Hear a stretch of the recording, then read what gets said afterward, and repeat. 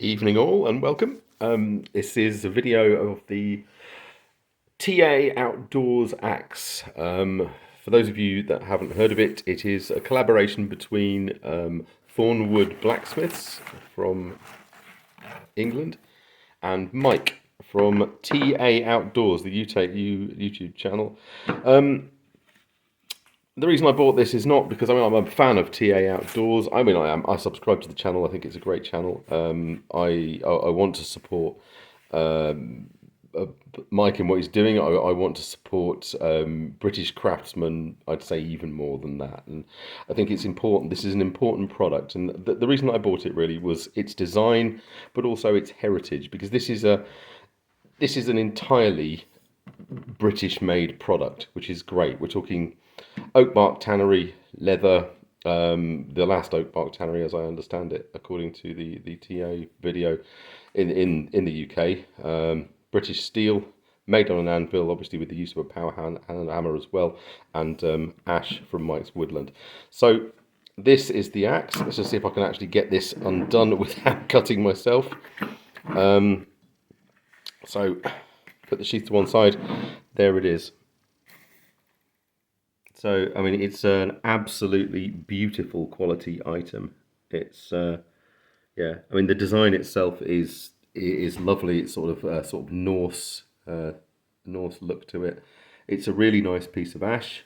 Nice sort of fawn's foot swell on the bottom. Just turn it over. You can see that the grain orientation, I have to say, actually, out of every axe I've owned, probably is about perfect. I mean, it's probably the best that I've seen. The orientation of the head on the shaft is equally good. See, I can't fault that either. The bevels, in terms of how they are ground and on both sides, not exactly equally, but certainly good enough. I mean, at the end of the day, it's a handmade item. You're going to get some variations and things. It's a very nice looking piece of ash is what it is. I mean, for ash tends to be quite anemic looking, even when coated with boiled linseed oil or wax or anything like that. Sometimes people apply colour to it, things like that, but particularly this side. It's got some really nice grain to it, which is something that's, you know, occasionally you don't see, just being honest. The axe is, I mean, having said that, ash is, I would say hickory is a much more dense and heavy wood.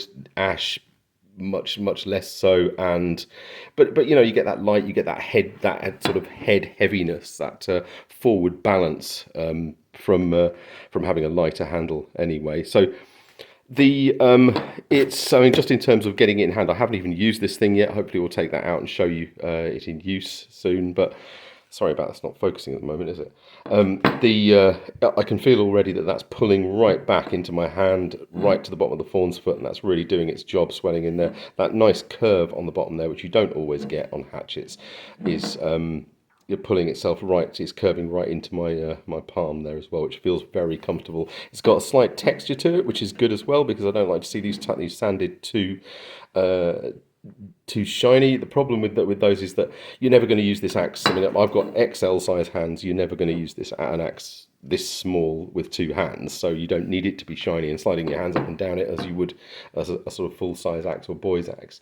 This is certainly designed, you know, just for one-handed use, and I'd say 14 inches, which it is, you know, I have measured it, is the perfect size for that. So what we're going to do is just quickly go through the sheath and measure the size, a couple of comparisons, and then we'll go and have a go with it. So just to have a look on this, so it is an English axe. We're going to weigh it in grams, hopefully.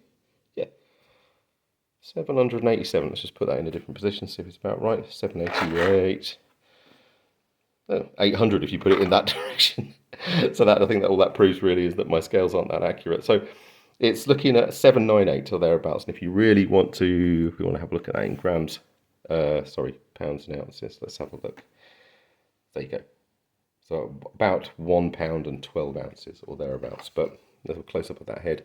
You've got the TA logo on that side and the Thorn Blacksmiths touch mark on the other side there. And I mean, it is an absolutely beautiful looking thing, I have to say. It's I'm very impressed. I mean, I'm into axes. If you're into axes, it's it's one of those things. It's just there you go. But yeah, this is a particularly pretty looking one. So great design. That's mainly why I bought it. And after you've owned a few axes, you get to know what's going to work and what's not. And this, I can tell you, is going to work for a lot of things. As a general purpose sort of backpacking hatchet, this is definitely up there. So, very brief word on the sheath. I have to say, sheath-wise, this is sort of advertised on the site and also on Mike's video that he did about this axe as being sort of a substantial part of the axe. This is Last Oak Bark Tannery in the UK that's been open for a very long time. A process that takes a good couple of years to make the leather for this. Sheath-wise, I have to say I am slightly underwhelmed. It's not a bad sheath. It's just not an unbelievably good sheath, which is kind of what you're led to expect on this. So, just to give you a quick idea, I'm sorry because I'm filming this on my phone at the moment, so it's not particularly professional looking. But if I just show you this axe that's made by the Kharkiv Forge at the time I think they're called Strongway Tools now, and they sell out of the US because of the troubles that they've had in Ukraine. But if I just show you next to that, the quality in terms of thickness of the leather and the design of the sheath, the stitching, the fact that it's riveted, it's got two ways here, in and out. I mean, another one obviously is a custom sheath that I've got on this Gransforce Wildlife hatchet, which is wet moulded. The leather is twice the thickness, very affirmative snap, riveted and stitched. It's the sheath, I would say, is between a 6 and a 7 out of 10, whereas that's a 10 and that's a 10 kind of thing. So it is what it is. It's a sheath. It does its job. It's a good sheath. So there's not much problem. And it does appear to be made as it states to the axe as well. So it's actually made for each individual axe, which is important. So yeah, I mean, it's not. I mean, it's saying this is a general purpose axe. I think. I mean, if you show it next to that Kharkiv axe, just looking at the head. I mean, this isn't a great chopping axe. I mean, felling a tree with a small... This is axes a similar size lengthwise, but felling a tree or something like that, or even sort of cross-cutting or bucking a log in half or something like that with this is very difficult because you've got your blow is focused over such a wide area with that. So this is a dedicated carving axe. It's got that kind of slicing shape for that as well. But that's a great axe for itself. This one has still got that width on there, and it's a nice sort of I can't get that to focus properly. I'll try and bring it in a bit. There we go. It's a nice sort of gradual curve like that, so it doesn't appear to be bumpy or anything like that. They haven't sort of messed up the edge in any way. It's very professionally done. So it's still nice and wide, but it's still got that. It's small enough to be focused that you're actually going to be able to chop with it, I would hope, as well. But also, just to show you from the top, it's also got a little bit of flair to it as well. So generally, I mean, that's not a wide axe at all. That's not a splitting axe, but it'll split, I would think. I mean, it'll get quite a long way up the bit before it starts to split, because that's where it starts to flare. But actually, it will do. I should mention as well, you can probably just see there, the number 47 stamped on the bottom there. This is the 47th axe, so there are not many of these. And that, you know what? That's special. That's good. That's worth money. In all honesty, and it's worth supporting British craftsmanship. It's worth supporting the British products that went into making this as well, by doing it as well. Because I mean, what you're talking about basically is the guy who had the idea, Mike, the person who made the leather, the person who made the sheath. This is sort of an old ash tree from Mike's sustainably managed woodland, and then you've actually got the smith that struck that axe. And as I say, it was done on an anvil and a power hammer, from what I can work out, and so they're using power tools with it as well. But the edges have been professionally broken. I mean, they've been done by hand, if you see what I mean. That's not been done by a power tool around the outside of it, and that's shown in the video as well. And it's really nicely done. I mean, it's really nicely done. It's a really authentic and pretty looking piece. I genuinely show you the other side again at the back. But yeah. So really pleased with that. Just as a size comparison, if I shift that one out of the way and show you the Gransforce Brook Wildlife Hatchet. So that's it next to the GB Wildlife Hatchet. It's a larger axe. I mean, the GB Wildlife Hatchet is around 600 grams with no clothes on, and this one is around the 800 gram marks with no clothes on. So a good 200 grams lighter, and it is also at least an inch, if not an inch and a half longer as well. So also we've got the, just for a size comparison, the standard Grand Sportsbrook. This is had the thing, the haft coloured a little bit, but that's the Grand Sportsbrook Outdoors axe. This is substantially smaller, although slightly longer.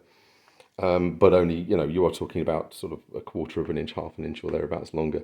And I think, it's actually a better looking axe than any of them. It's, a very nice looking axe. It's very well made. One thing that I will say, and this is the only other criticism, and I don't even know if you could call it that really, a criticism, apart from the sheath, is which isn't really a criticism in itself because it's a functional and a good sheath, is the way the bit is ground, and it's not actually, there's the only axe that I own that is by...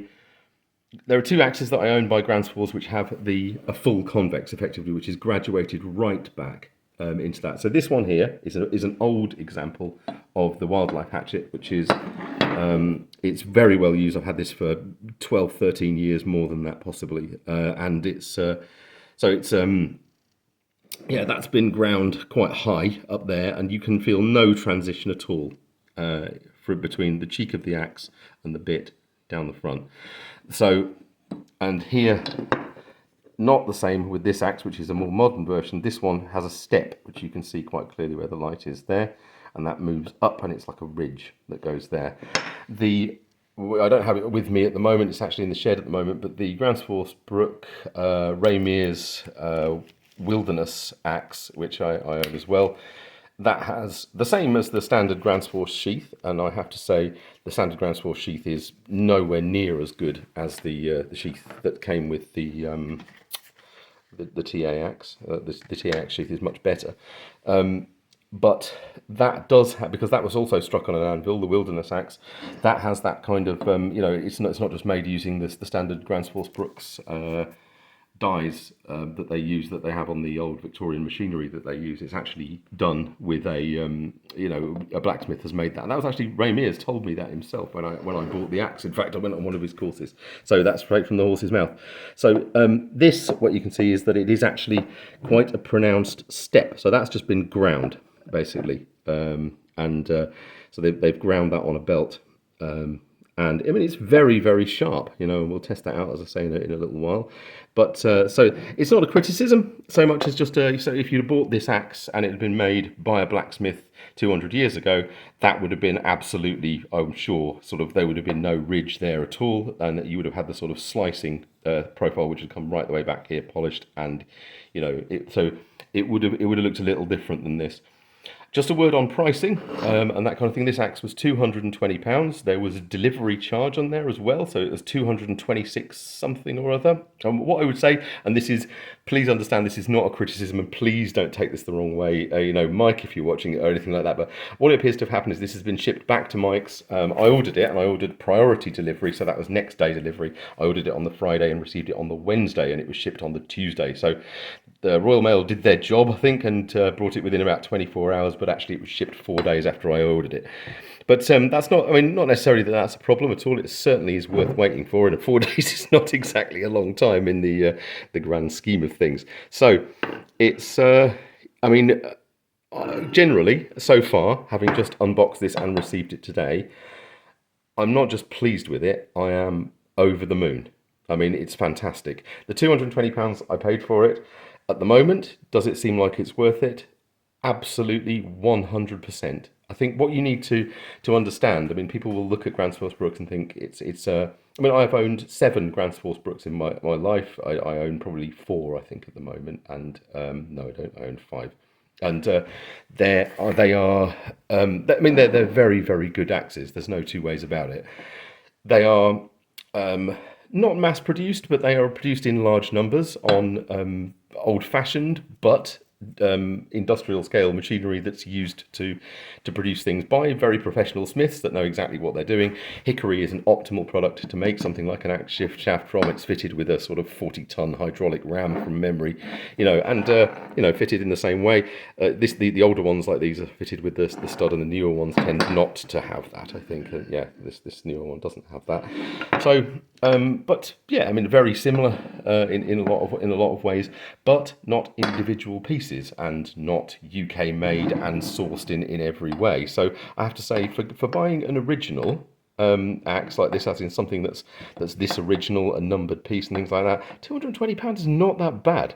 I mean, it's not bad at all. You look at how much people pay for knives, and what always amazes me is this is far more versatile than a knife, far more versatile than a big knife. And a big knife, something like a Bark River, one of the Bark River survival knives, or the TRC survival knives, you'll be walking out of a shop having paid £450 or £500 for one of those in Europe at the moment. And an axe like this, half the amount of money, and far, far more complicated to make. I mean, having tried to make axes and knives, and I've made knives successfully and axes very unsuccessfully over the years, what I can tell you is that axes are far more complicated to make. Even hanging an axe on a haft, making your own haft and hanging it and things like that is actually, in my view, more difficult than the knife making process from scratch. And that's just how I've found it anyway. And I've made quite a few knives over the years.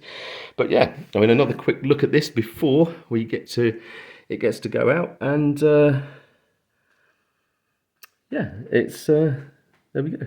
We'll take it out and give it a whirl.